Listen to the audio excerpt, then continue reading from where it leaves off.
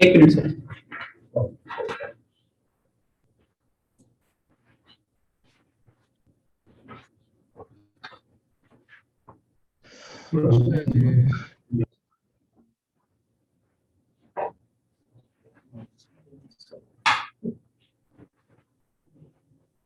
तो शुरू करें जी हम। जी सर।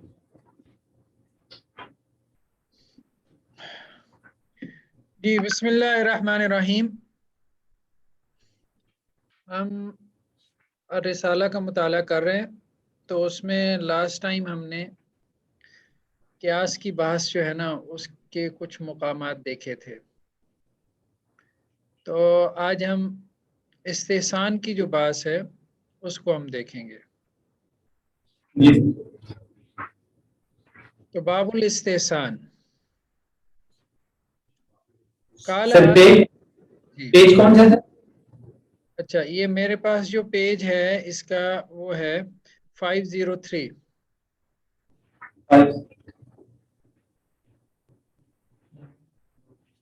503।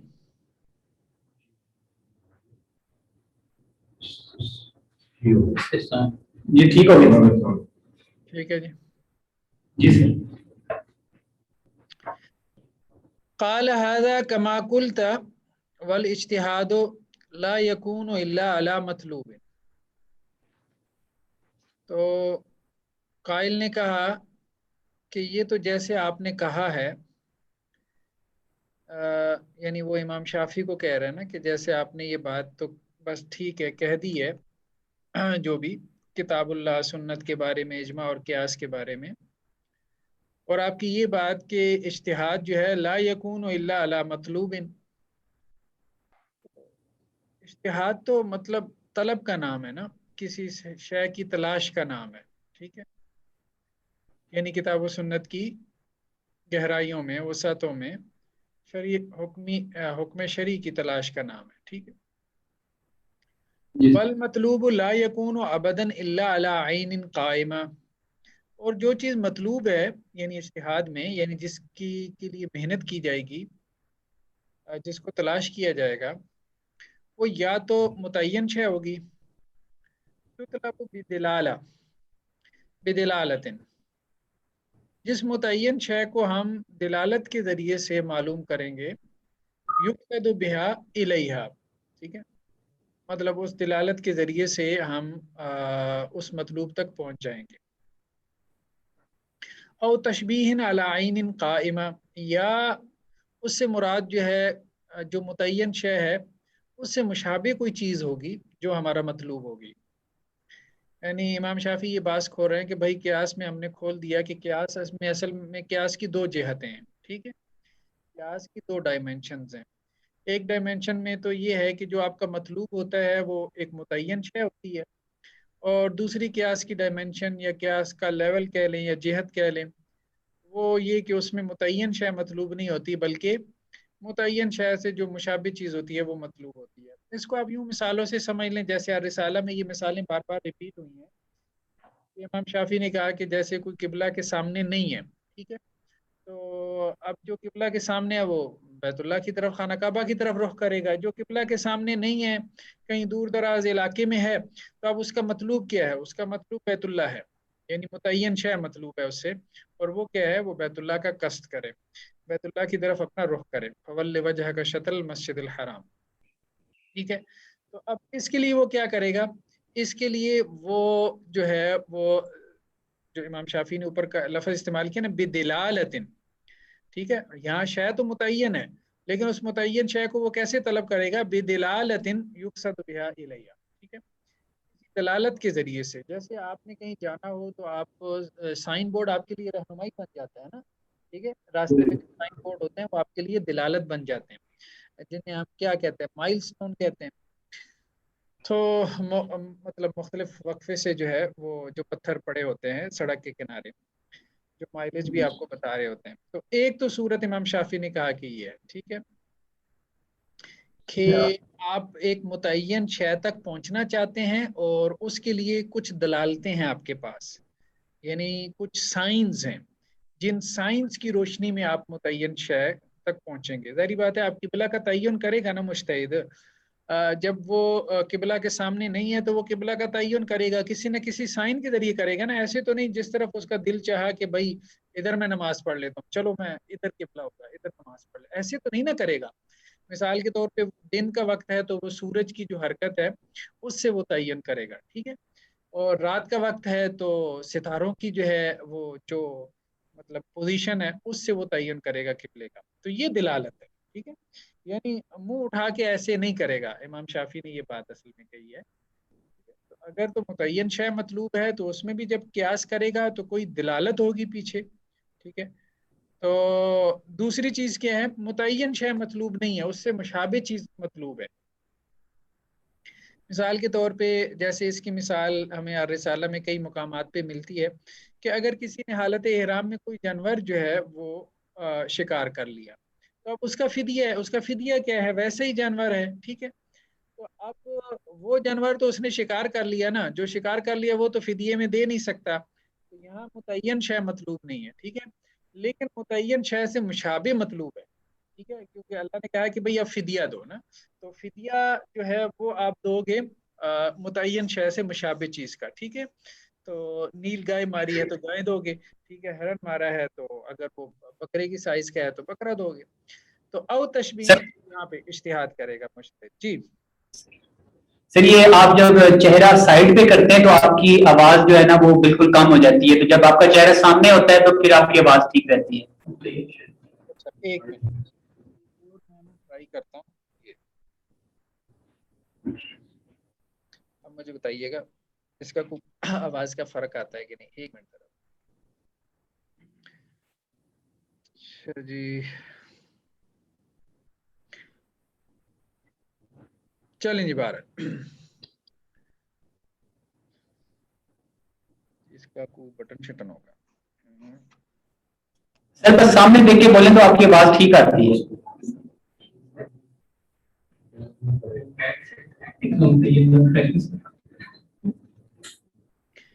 جی تو امام شافعی یہ کہتے ہیں وَهَذَا يُبَيِّنُ أَنَّ حَرَامًا عَلَىٰ أَحَدٍ أَن يَقُولَ بِالِاسْتِحْسَانِ. ٹھیک ہے, تو قیاس کی تو امام شافعی نے کہا بھائی دو صورتیں ہو گئیں. اب ان دو صورتوں میں یا تو متعین مطلوب ہے, تو متعین اگر مطلوب ہے تو اس کے لیے بھی دلالت ہے, اور اگر متعین نہیں مطلوب اس سے مشابہ کوئی چیز مطلوب ہے تو وہ بھی قیاس کے ذریعے سے ہے, وہ بھی دلیل کے ذریعے سے ہے. وَهَذَا يُبَيِّنُ أَنَّ حَرَامًا عَلَىٰ أَحَدٍ أَن يَقُولَ بِالِاسْتِحْسَانِ.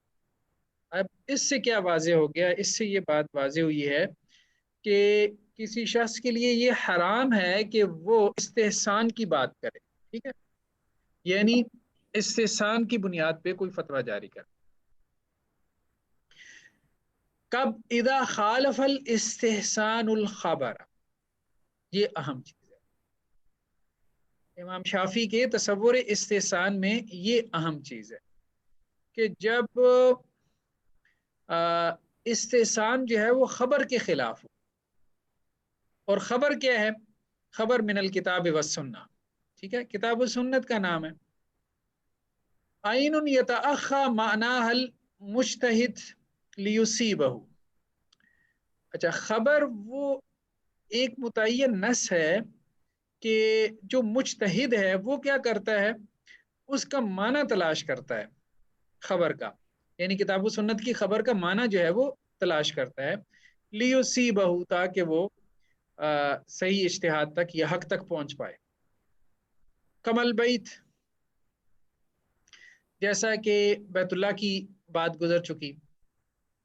یتأخاہ من غاب عنہ لیصیبہ, تو اب جو بیت اللہ کے سامنے نہیں ہے وہ کیا کرتا ہے, اس کا معنی تلاش کرتا ہے, یعنی فولی وجہ کا شطر المسجد الحرام, یہ اس کا معنی تلاش کر رہا ہے, بیت اللہ تلاش نہیں کر رہا. فولی وجہ کا شطر المسجد الحرام کا معنی تلاش کر رہا ہے وہ شخص جو کہ بیت اللہ کے سامنے نہیں ہے, تاکہ وہ بیت اللہ کو پالے اور اس نص پہ عمل کر لے. او قصدہ بالقیاس, یا پھر اس نے قیاس کے ذریعے سے جو ہے وہ مطلب اللہ ताला के हुक्म को पाने की कोशिश की। वअन लैसा लिअहदिन अन यकूल इल्ला मिन जिहतिल इज्तिहाद, तो अब किसी के लिए ये लायक नहीं है कि वो इज्तिहाद के बगैर फतवा दे।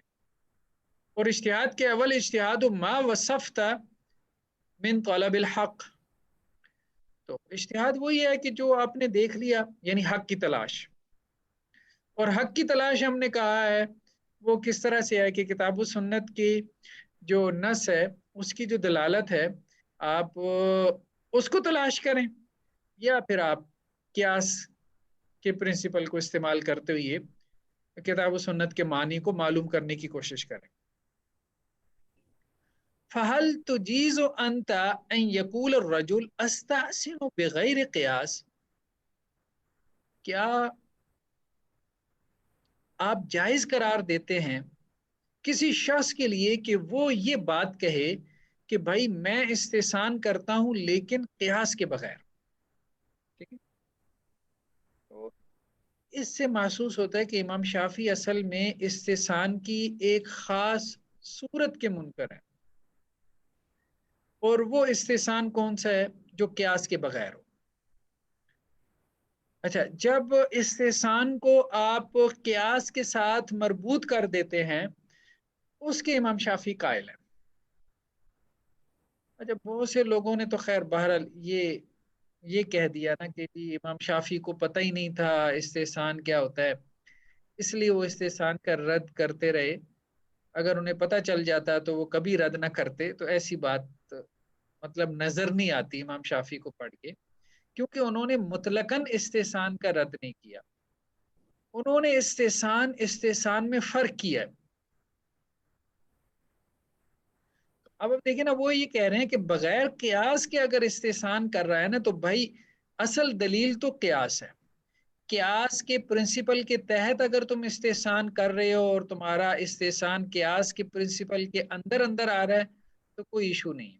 लेकिन अगर तुम कियास को बाईपास करते हुए इस्तेसान कर रहे हो तो तुम असल में आगे चल के इमाम शाफी ने फिर कहा कि शरीयत शादी कर रहे हो। फ़कुल तो इमाम शाफी कहते हैं कि मैंने ये बात कही, ला यजूज़ु हाज़ा इंदी, मेरे नज़दीक ये जायज़ नहीं है कि कोई बंदा बगैर क़ियास के इस्तेसान करे। वल्लाहु आलम, ले अहदिन, किसी के लिए भी जायज़ नहीं। वइन्नमा कान ले अहलिल इल्म अन यक़ूलू दूना गैरिम, एक बात तो यह है कि अहले इल्म को चाहिए कि वो फतवा दें दूना गैरिम, और अहले इल्म के अलावा जो है ना वो वो फतवा ना दें, वो कोई अपनी इल्मी राय का इजहार ना करें। अच्छा, इमाम शाफी के यहाँ ना कुछ बुनियादी मुकद्दमात आपको और रिसाला में बार बार रिपीट होते नजर आते हैं।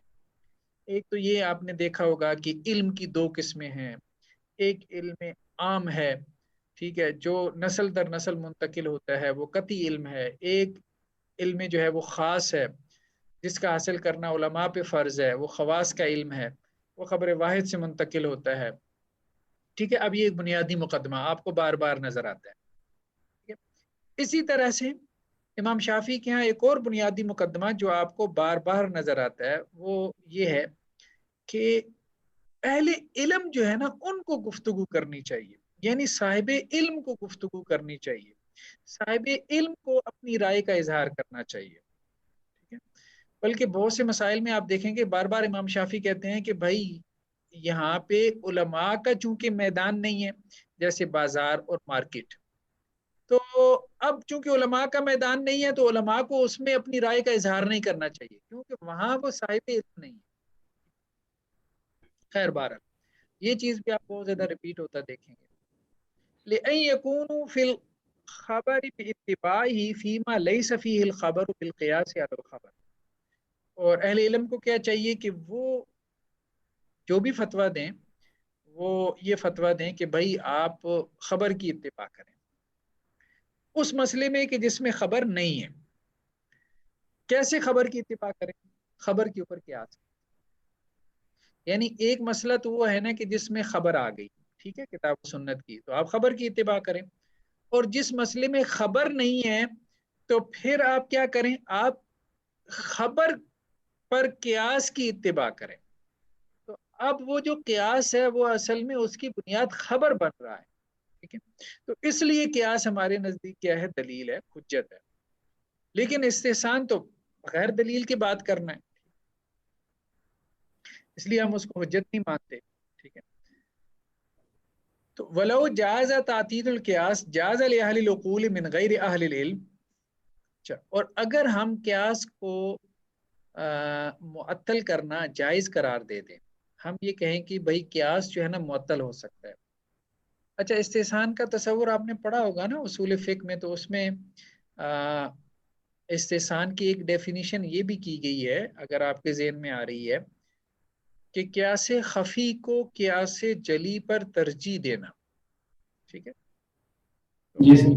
ہاں، قیاس سے جلی کیا ہوتا ہے؟ قیاس ہوتا ہے نا، تو امام شافی یہ کہہ رہے ہیں، اور یہ احناف کے یہاں ہے یہ ڈیفینیشن۔ اب جو لوگ کہتے ہیں نا امام شافی کو قیاس سمجھ نہیں آیا، تو ظاہری بات ہے وہ مطلب ٹھیک بات نہیں نہ کر رہے۔ تو امام شافی مطلب کہاں گہرائی میں جا کے یہ بات کہہ رہے ہیں کہ تم استحسان کے پرنسپل کی بنیاد رکھ رہے ہو قیاس کو معطل کر کے، جو کہ اصلاً پرنسپل ہے، ٹھیک ہے۔ تو قیاس کو معطل کر کے استحسان کی بنیاد رکھنا یہ بالکل باطل موقف ہے، یہ شریعت سازی ہے۔ ہاں، قیاس کے اندر اندر رہتی ہوئی اگر تم استحسان کی بات کرتے ہو تو ہمیں اس سے کوئی اختلاف نہیں۔ تو ولو جاز تعطیل القیاس، اگر ہم قیاس کو معطل کرنا جائز قرار دے دیں، جاز لأہل العقول من غیر اہل العلم ان یقولوا فیما لیس فیہ خبر بما یحضرهم من الاستحسان، تو پھر اہل عقل کے لیے جائز ہوگا جو کہ اہل علم نہیں ہے، یعنی جن لوگوں کے پاس علم نہیں ہے لیکن عقل ہے، ان کے لیے کیا جائز ہو جائے گا کہ وہ یہ بات کہیں یا وہ فتویٰ دیں فیما لیس فیہ خبر، اس مسئلے میں کہ جس میں ان کے پاس کوئی خبر نہیں ہے، بما یحضر من الاستحسان، جو ان کو اچھا لگے اس کے مطابق فتویٰ دے رہے ہیں۔ استحسان کا مطلب لغوی معنی تو یہی ہے نا، جو اچھا لگے۔ تو امام شافی یہ کہہ رہے ہیں کہ اگر قیاس کو باطل قرار دے کے معطل کرتے ہوئے ہم نے استحسان کرنا ہے، تو پھر تو ہم یہ کہیں گے کہ یہ استحسان بلا دلیل ہے، اور استحسان بلا دلیل تو ایک عامی بھی کر سکتا ہے، اس کے لیے عالم ہونے کی کیا ضرورت ہے، ٹھیک ہے۔ تو مطلب یہی ہے نا، یہ کہے کہ بھائی میری طبیعت کو یہ اچھا لگ رہا ہے تو اس لیے میں نے اس کا فتویٰ دے دیا۔ تو مزاج سے، ایک فقی کے مزاج سے فتویٰ امام شافی کہتے ہیں کہ نہیں، مزاج یعنی فقیہانہ مزاج کوئی دلیل نہیں ہے، ٹھیک ہے۔ جس طرح محدثانہ ذوق جو ہے، سمجھ رہے ہیں نا، محدثانہ ذوق حدیث کی تحقیق میں کوئی دلیل نہیں بنتا، ٹھیک ہے، علامت بن سکتا ہے، دلیل نہیں بنتا۔ اسی طرح سے فقیہانہ جو ہے، یہ جو مذاق ہے، فقیہانہ جو مزاج ہے، یہ فتوے کی کوئی دلیل نہیں بنتا کہ فقیہ کہے کہ جی چونکہ اب میرا فقیہانہ مزاج یہ کہہ رہا ہے کہ یہ جائز ہونا چاہیے، یہ ناجائز ہونا چاہیے، تو اس لیے میں اس کو جائز یا ناجائز کہہ رہا ہوں۔ وَإِنَّ الْقَوْلَ بِغَيْرِ خَبَرٍ وَلَا قِيَاسٍ لَغَيْرُ جائز، اور خبر کے بغیر کوئی بات کرنا یا قیاس کے بغیر، یعنی دو ہی چیزیں ہو گئی نا، خبر ہو گیا یا خبر پہ قیاس ہو، تو یہ جائز نہیں ہے۔ بما ذکرت من کتاب اللہ و سنت رسولی ولا فی القیاس، ٹھیک ہے۔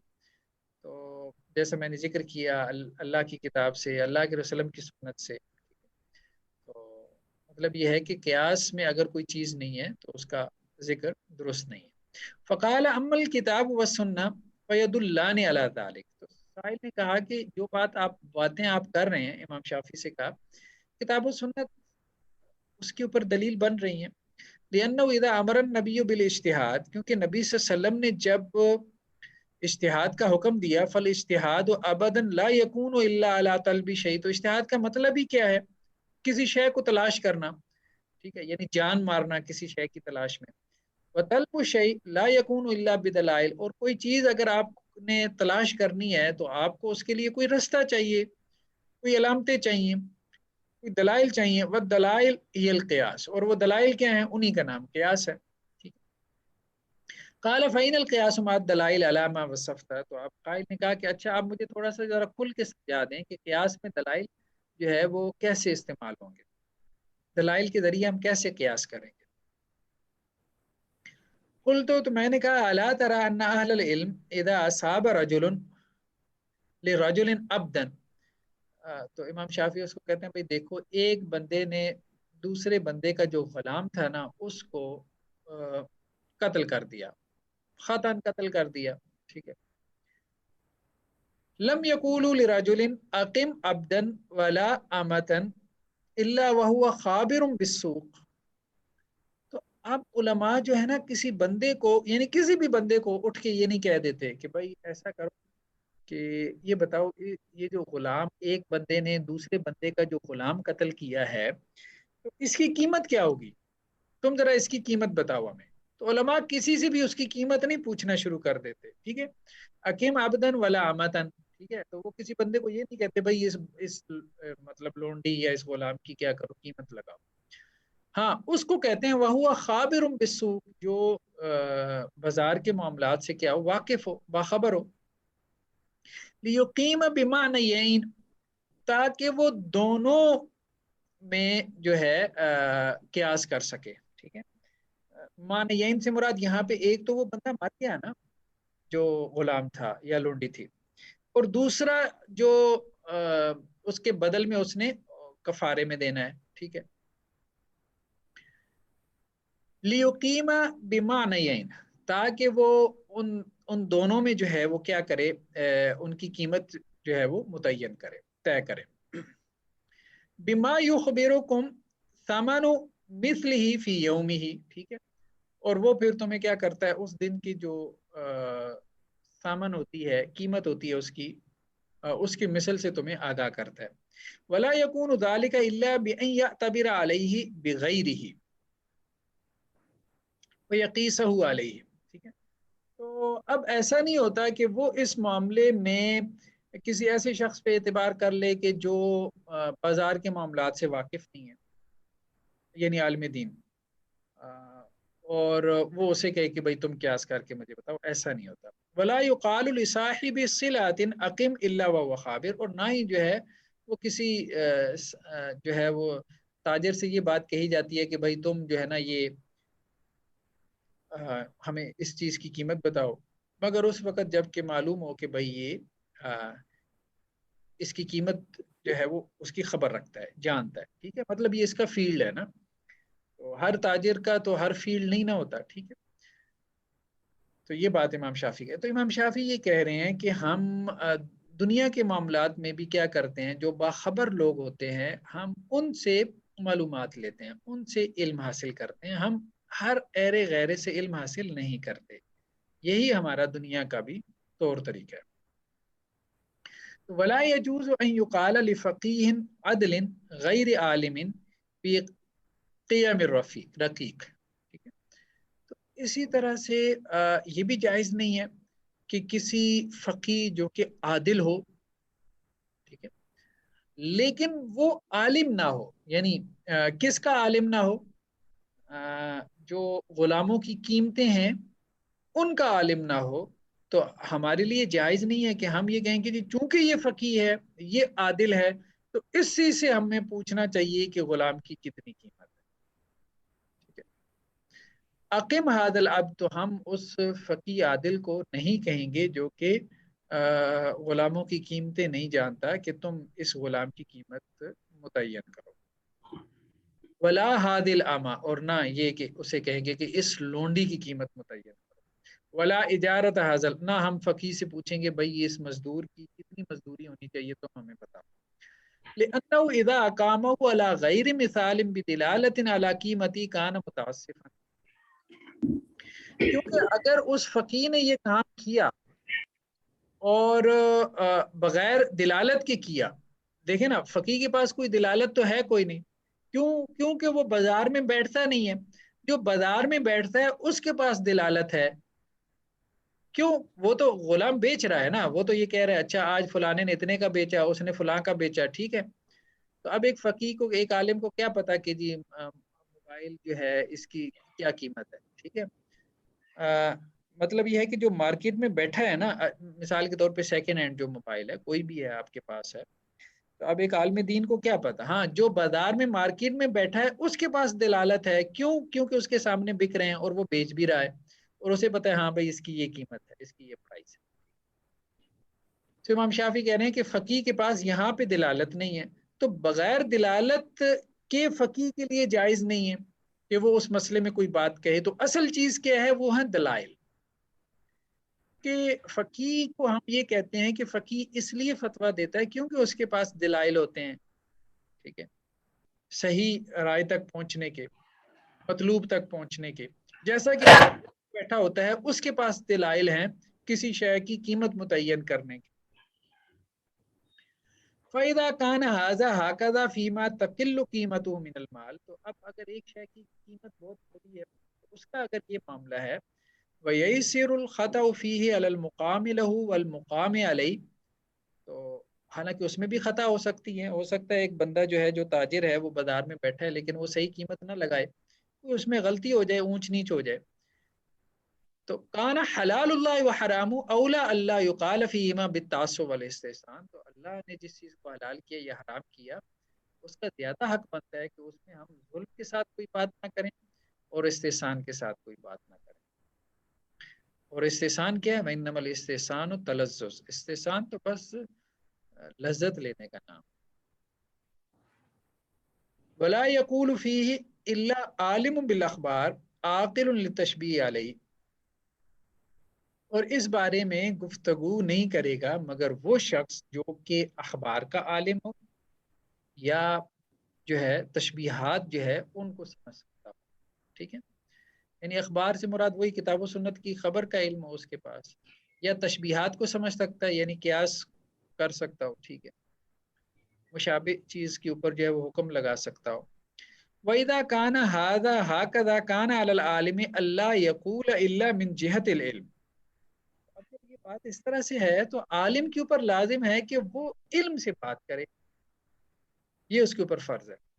وجہت العلم، اور علم سے بات کرنے کا کیا مطلب ہے؟ الخبر اللہ سے، یا تو خبر سے بات کرے، ٹھیک ہے، نص لے کے آئے، کتاب اللہ کی کوئی آیت لے کے آئے، کوئی حدیث لے کے آئے، بالقیاس بالدلائل، یا پھر کیا کرے، یا قیاس جو ہے وہ کرے، دلائل کے ذریعے قیاس کرے، ٹھیک ہے، تو ایک قیاس ہے دلائل کے ذریعے، اور ایک قیاس ہے منہ اٹھا کے کرنا، وہ قیاس تو ہے ہی نہیں، اسی کو امام شافعی کہہ رہے ہیں وہ استحسان ہے جو لذت لینے کا نام ہے۔ تو قیاس سر یہ جو استحسان ہے جس کی امام شافعی رحمۃ اللہ علیہ رد کر رہے ہیں، تو یہ کیا اس زمانے میں مستعمل تھا، کرتے تھے لوگ، یہ ابھی بھی ہے؟ یہ ظاہری بات ہے، امام شافعی نے اگر رد کیا ہے تو انہیں کچھ نظر آیا ہے تو کیا ہے نا، میں نے آپ کو بتایا یہ جو بات تھی نا، یہ اصل میں اس پہ غور کرے کہ قیاس خفی کو قیاس جلی پہ ترجیح دینا، ٹھیک ہے، یہ بہت خطرناک بات ہے۔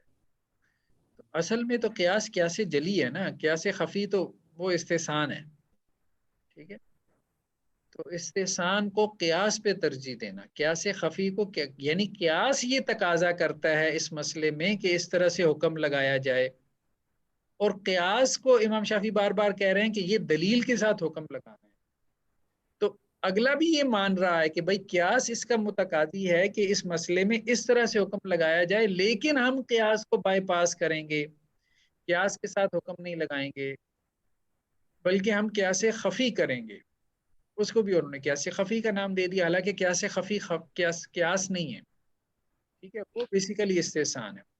تو یعنی آج کل احناف جو اس کو یعنی یہ جو ڈیفینیشن ہے یہ تو آج بھی پڑھائی جاتی ہے، تو اس کا مطلب ہے جو آج جو استحسان کے معنی لیے جاتے ہیں یہ اسی کا رد ہے۔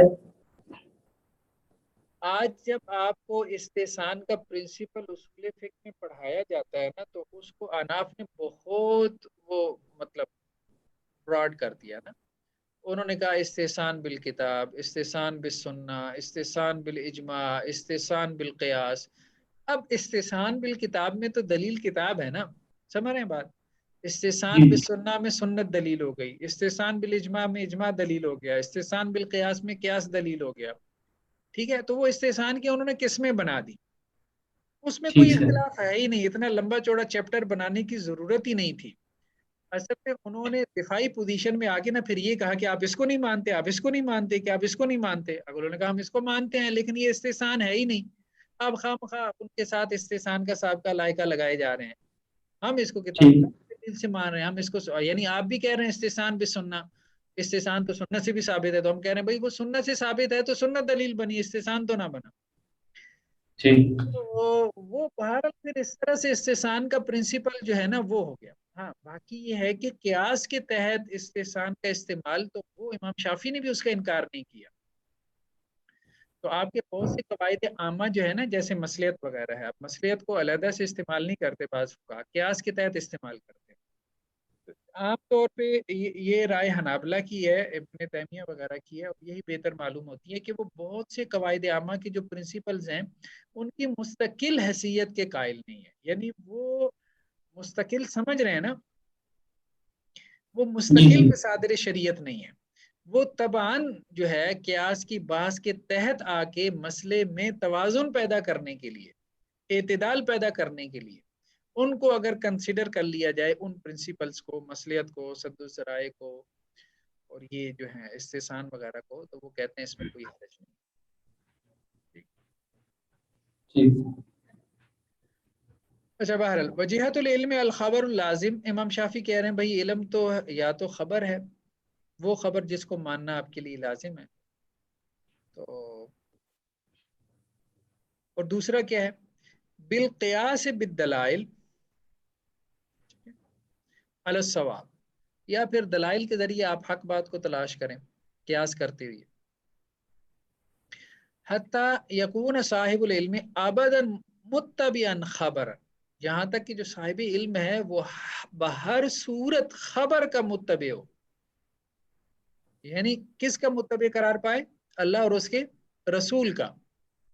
کیوں؟ اگر وہ خبر پہ چل رہا ہے، خبر کے مقتضا پہ، تو تب بھی وہ متبع خبر ہے، اور اگر وہ خبر کے ذریعے قیاس جو ہے وہ کر رہا ہے تو پھر بھی وہ متبع خبر ہے، لیکن استحسان یہ نہیں ہے، ٹھیک ہے۔ وہ طالب الخبر بالقیاس، اچھا جو قیاس کر رہا ہے وہ بھی جو ہے وہ خبر کا طالب ہے، کما یکون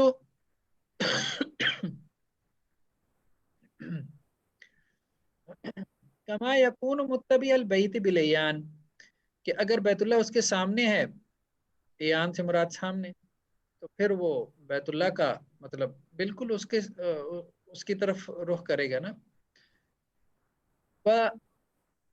وطالبا قصدہ بالاستدلال بالاعلام مجتہدا، اور اگر وہ بیت اللہ سے دور ہے تو پھر وہ اجتہاد کرتے ہوئے جو ہے علامتوں کے ذریعے سے استدلال کرتے ہوئے بیت اللہ کا قصد کرے گا، یعنی تلاش کرنے کی کوشش کرے گا کہ بیت اللہ کس رخ پر ہے، ٹھیک ہے۔ تو پہلی صورت میں وہ متبع خبر ہو جائے گا جب بیت اللہ اس کے سامنے ہے، ٹھیک ہے، تو وہ متبع خبر ہو جائے گا، فول وجہ کا شطر المسجد الحرام کا متبع ہو جائے گا، ٹھیک ہے۔ اور جب وہ بیت اللہ کے سامنے نہیں ہے تو پھر وہ کیا ہو جائے گا، پھر بھی وہ فول وجہ کا شطر المسجد الحرام کا متبع ہوگا، لیکن قیاس کے طریقے سے۔ ولو قال بلا خبر لازم ولا قیاس، تو اچھا اگر اب اس نے خبر کے بغیر کوئی بات کہی، وہ خبر جس کو ماننا اس کے لیے لازم تھا، یا قیاس کے بغیر کوئی بات کی، کانا اقرب من الاسم، تو وہ زیادہ گناہگار ہوگا، من الذی، اس شخص کے، قال وهو غیر عالم، کہ جس نے کوئی فتویٰ دیا جبکہ وہ عالم نہیں تھا، یعنی ایک جاہل اگر فتویٰ دے دے تو وہ اتنا گناہگار نہیں ہوگا جتنا کہ وہ شخص گناہگار ہوگا جو عالم ہے اور پھر نص یا قیاس کے بغیر فتویٰ دے رہا ہے۔ یعنی امام شافعی دیکھیں نا، سارا زور امام شافعی کا کس بات کے اوپر ہے، بھائی نص ہے یا نص کا مفہوم ہے، بس دو چیزیں، نص ہے یا نص سے استدلال ہے، بس تیسری کوئی چیز ہے ہی نہیں۔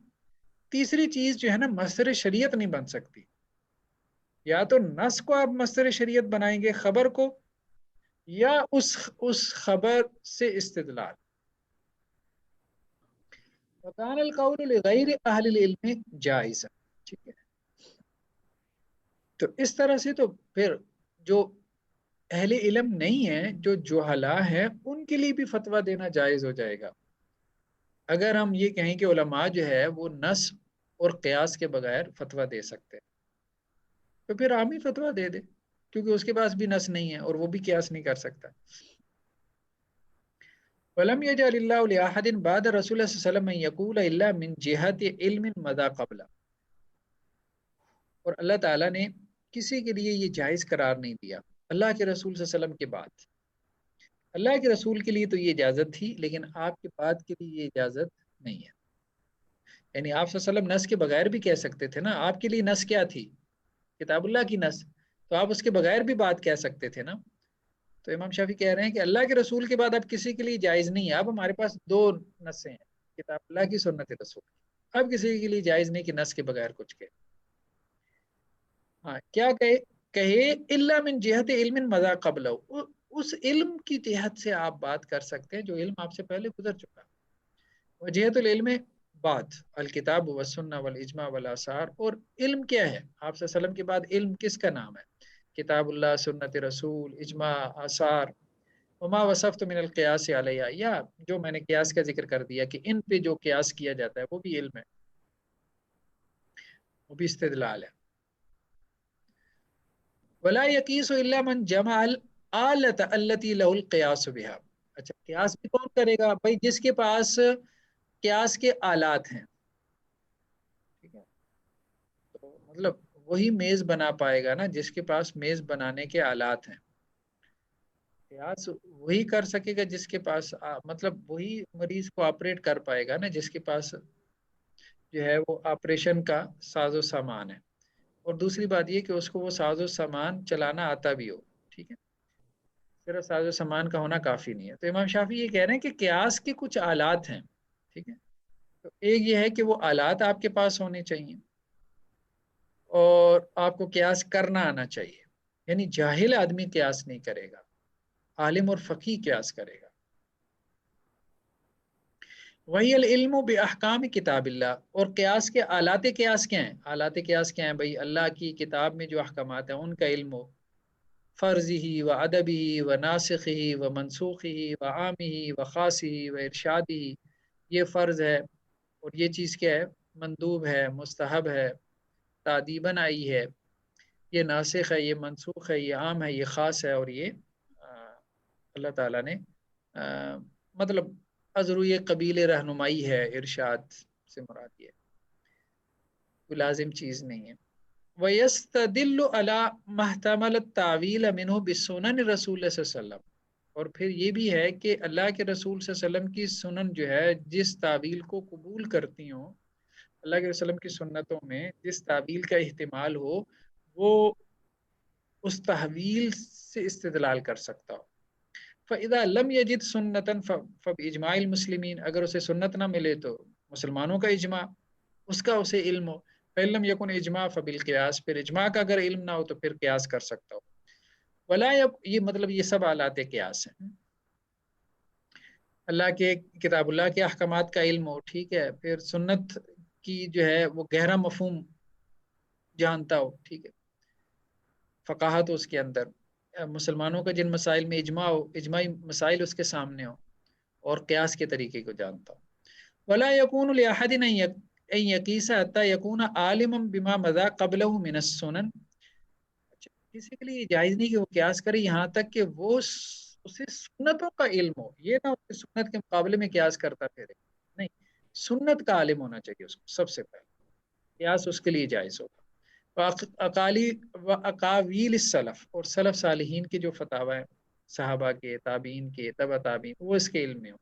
و اجماع الناس. جن مسائل میں اجماع ہوا وہ اس کے علم میں ہو. اختلاف جو مختلف فی مسائل ہیں وہ بھی اس کے علم میں ہو. ولسان العرب.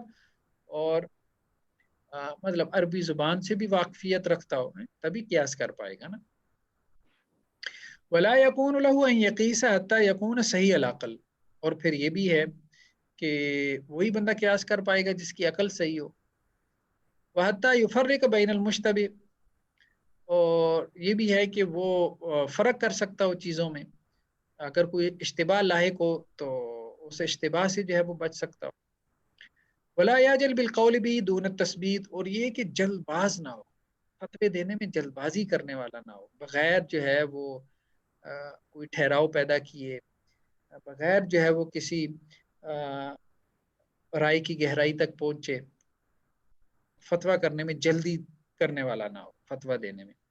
ولا یمتنع من الاستماع ممن خالفہ، اور اسی طرح جس بندے نے قیاس کرنا ہے نا جی، وہ جو اپنا مخالف ہے اس کو سننے سے بھی نہ رکے. ولا یمتنع من الاستماع، اور سننے سے بھی نہ رکے ممن خالفہ، جو اس کا مخالف ہے. یعنی یہ بھی نہ کرے کہ جو مخالف ہو کہا ہے ان کی رائے کا اسے علم ہی نہ ہو، نہیں، ان کی رائے کو غور سے سنیں، غور سے سنیں. لأنه قد يتنبأ بالاستماع لترك الغفلة،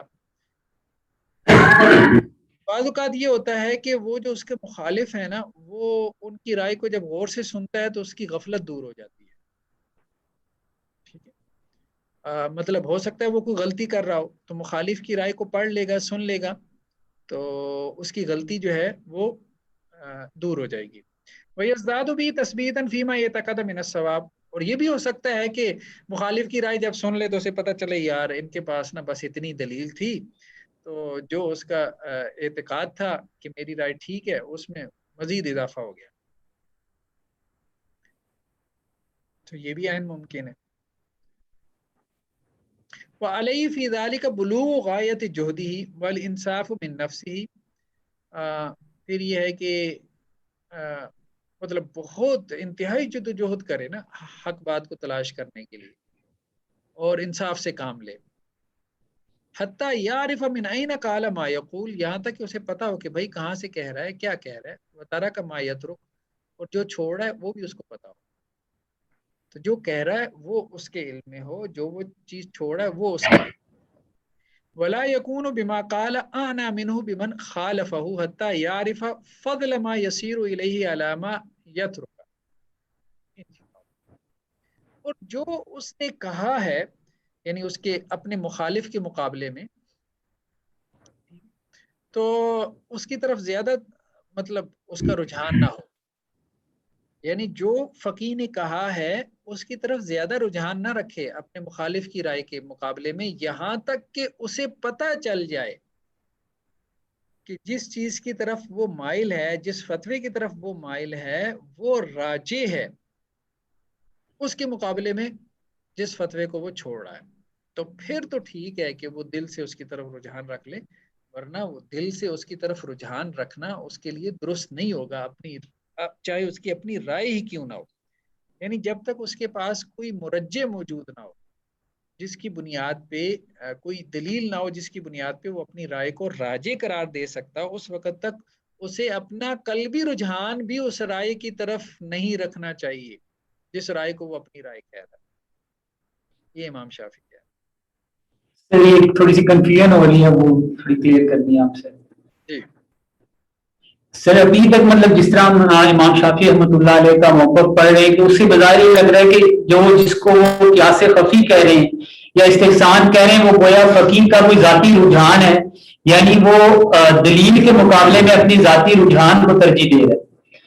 جبکہ مطلب کہ جو مطلب احناف اکثر جس سے ہم لوگوں نے اس سے پہلے پڑھا ہو تو وہ تو یہ کہتے ہیں کہ کسی دلیل کی وجہ سے قیاس کو ترجیح دی، وہ یہ تو نہیں کہہ رہے کہ ہمارا ذاتی رجحان ہوتا ہے تو تب ہم چھوڑ دیتے ہیں. اصل میں دیکھیں امام شافعی تو امام مالک سے بھی پڑھ کے آئے نا، پھر امام محمد کے پاس بھی گیا، تو ایسا نہیں کہہ سکتے کہ وہ بے خبر تھے. ٹھیک ہے، تو کچھ حناف نے یہ بات کہی ہے لیکن یہ کمزور بات ہے. اس وقت اگر ایک تو یہ ہے کہ امام شافعی کے مقام اور مرتبے کے اعتبار سے کمزور بات ہے کہ انہیں سمجھ ہی نہیں آئی بات کہ اہل الرائے کیا کہتے ہیں. دوسری بات یہ ہے کہ وہ ان سے سارا پڑھ کے آ گئے، مناظرے کر کے آ گئے. تو امام شافعی کے مناظرے بڑے معروف ہیں امام محمد سے، کتابوں میں ملتے بھی ہیں. تو ایسا نہیں ہے کہ امام شافعی جیسا بندہ امام محمد کے پاس جائے جو کہ فقہ حنفی میں اہل الرائے میں وہ بھی اتھارٹی ہیں، اور خود امام شافعی بھی اپنے فقہ کے امام ہیں، وہ بھی اتھارٹی ہیں. تو ایک اتھارٹی دوسری اتھارٹی سے اس کا موقف نہیں سمجھ پائی، تو یہ دونوں کے اوپر جو ہے نا وہ پھر تان آتا ہے، استاذ پہ بھی اور شاگرد پہ بھی. تو ایسا تو اصل بات یہ ہے کہ یہ نہیں کہہ سکتے ہم کہ خواہ مخواہ امام شافعی کو کوئی تب چڑھ گئی، بلا وجہ تب چڑھ گئی جو انہوں نے نا اتنا لمبا چیپٹر یہاں بھی باندھ دیا، کسی اور جگہ کتاب میں بھی باندھ دیا. کوئی بات تھی ہی نہیں اور انہوں نے ایسے اس کو جو ہے نا وہ رگڑا لگاتے رہے. ایسا نہیں. اگر انہیں ایسی کوئی بات کرنی ہوتی تو مجھے پتا ہے ان کے اور بہت سے مسائل پہ بھی بات کرتے. ٹھیک ہے, اہل رائے کے اور بہت سے مسائل پہ بھی وہ اسی طرح سخت انداز میں بات کر سکتے تھے. لیکن یہ ایک چیپٹر ایسا ہے کہ جہاں آ کے انہوں نے جو ہے وہ سخت بات کہی ہے.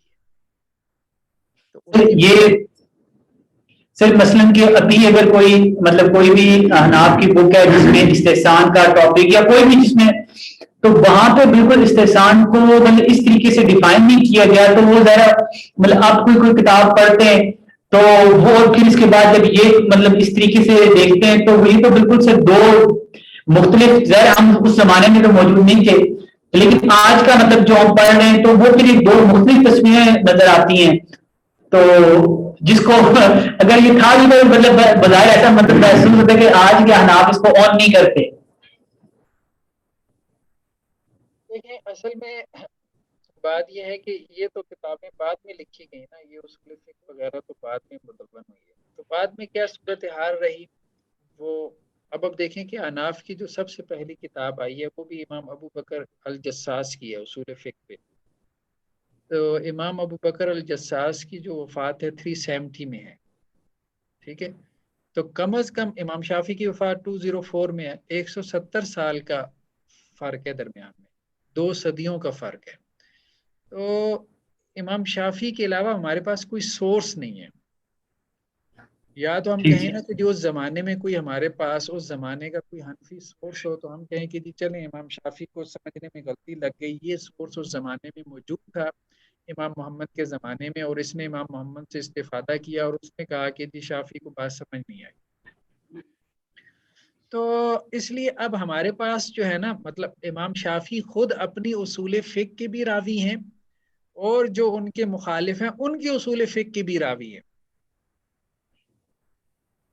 تو امام شافی کے جو فریق جو مخالف ہے اس کی اصول فقہ کیا ہے, اس کے اصول کیا ہیں, تو اس کے ہمارے پاس جانچنے کا ایک بنیادی ذریعہ امام شافی ہی ہیں. لیکن ہم یہ نہیں کہہ سکتے کہ اب چونکہ ان کے فریقی مخالف ہیں تو غیر معتبر ہیں. نہیں, اتنا بڑا امام غیر معتبر نہیں ہو سکتا. اور پھر دوسری بات یہ کہ ہمارے پاس کوئی اور سورس بھی نہیں ہے نا, اور سورس بھی نہیں ہے. تو اناف نے تو بہت بعد میں آ کے اس فن کی طرف توجہ دی اور کتابیں لکھی. تو انہوں نے جس طرح سے اس کو بیان کیا اس پہ پھر اسی طرح سے تبصرہ ہوگا. آپ بات سمجھ رہے ہیں نا؟ جی سر, تو سر یہ جو اگر جیسے آپ نے بتایا کہ بعد میں جو اصول فقہ کی احناف کی کتابیں, تو انہوں نے استحسان کا کیا یہ موقف لیا کہ جو چلیں جو سب سے شروع کی کتابیں تھی آج کی کتابوں میں جو امام شافعی رحمۃ اللہ علیہ نے یہاں پہ بیان کیا ہے سر؟ میں تو اس میں آپ کو بتایا نا کہ استحسان کی جس طرح سے انہوں نے صورتیں بنائی ہیں نا, استحسان کی جو انہوں نے صورتیں بنائی ہیں تو ان میں سے اکثر و بیشتر صورتوں کے جواز میں کوئی اختلاف نہیں ہے. وہ بعد والوں نے خواہ مخواہ استحسان کے پرنسپل کو جسٹیفائی کرنے کے لیے اور یہ بتانے کے لیے کہ آپ بھی مانتے ہو اس کی صورتیں بنا لی, اور ان میں کوئی اختلاف نہیں ہے, اس استحسان کو سارے ہی مانتے ہیں. لیکن اصل میں بیسیکلی وہ استحسان ہے نہیں, کہنے کا مقصد ہے. ٹھیک ہے, استحسان میں نے جب یہ آپ کو بتایا نا کہ استحسان کی یہ ڈیفینیشن سامنے رکھی کہ کیا سے سر کنفیوژن میں یہ ہے کہ ایک ڈیفینیشن جو حضرت امام شافعی رحمۃ اللہ علیہ سے مل رہی ہے جو شروع کے احناف کے بالکل وہ بھی کم از کم چلے بقیہ صورتوں کے علاوہ اس صورت کو بھی وہ ایکسپٹ کرتے ہیں, کوئی استحسان کی یہ والی صورت قبول کرتے ہیں اس کو. دیکھیے یہ ڈیفینیشن تو آپ کو مل جائے گی نا اناف کے اصول کی کتابوں میں کہ قیاس خفی کو قیاس جلی پر ترجیح دینا. ٹھیک ہے, یا بعض دوسرے فقہا کے ہاں بھی مل جائے گی. تو یہ تو پھر ہم دیکھتے ہیں نا کوئی اور اصول فقہ کی کتاب میرے خیال میں نیکسٹ ٹائم میں اس کو سامنے کھول لوں گا تو اس میں دیکھ لیں گے, تو انشاءاللہ سے. جی ٹھیک ہے. چلیں جی, پھر آج کے لیے اتنا ہی کافی ہے انشاءاللہ سے. ٹھیک ہے سر, جزاک اللہ. السلام علیکم.